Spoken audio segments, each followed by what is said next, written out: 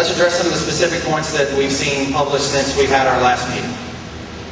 This pipeline, quote, has been changed to a 24-inch pipeline with 500 to 750 PSI, that's pounds per square inch, it's a pressure rating, will be laid along Carter Avenue.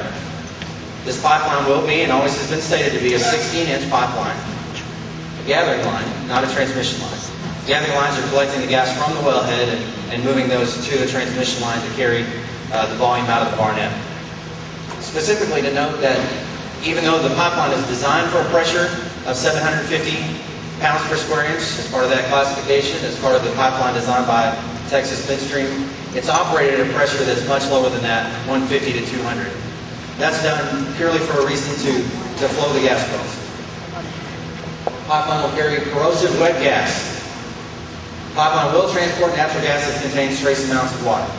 Now the definition of wet would put it where you have 7 pounds of water to every 1,000 square feet. Put that in consideration. Think a 10 by 10 by 10 room with a gallon of water. This is vapor. You have a lot of water that drops out at the wellhead itself with the separator, but then this gas is routinely removed through maintenance on the pipe. Excuse me, the water's removed. I'm also trying to point that out as well, and I'll try to move through this. I know there are many other people who want to speak. Surface patrols conducted twice a year. Smart pigs used to inspect the pipe. Cathodic protection for low voltage electrical current to prevent corrosion, as well as treated with a corrosive inhibitor for the inside of the pipe. Pipeline will carry odorless gas. Yes, because it's not necessary. The primary reason for adding odor is to be able to detect a leak in closed structures. The gathering system is a closed system with extensive control measures in place to detect leaks.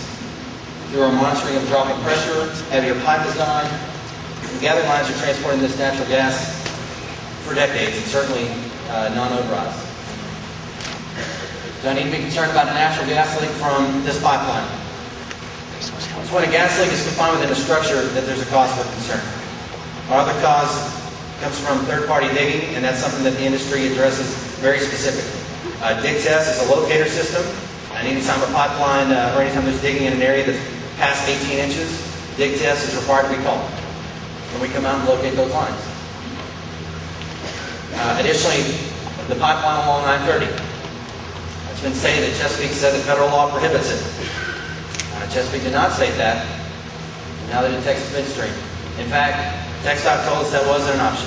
We had a meeting, and that's what people that were able to be there to tell us that. Why can't it run across the north side of I-30? Primary reason, and what we understand from the Corps of Engineers, is related to the Trinity River Vision Project, to the areas that the Corps needs to use for some of the dredging along the area. When we're doing these routes, there are so many stakeholders that we have to deal with. TxDOT is one, Corps of Engineers is another, City of Fort Worth is another. It's high pressure, raw gas line. This is a quote from TxDOT, something we consider as a safety factor because we have people that use that right of way. Frankly, we disagree with TxDOT's position on that. These pipelines are installed, the industry installs these pipelines all across the country.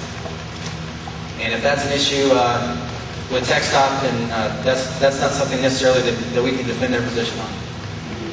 So I'll turn it back over to Laura. We'll see if she wants to go back over any particular points on the Thomas side. I really appreciate your attention.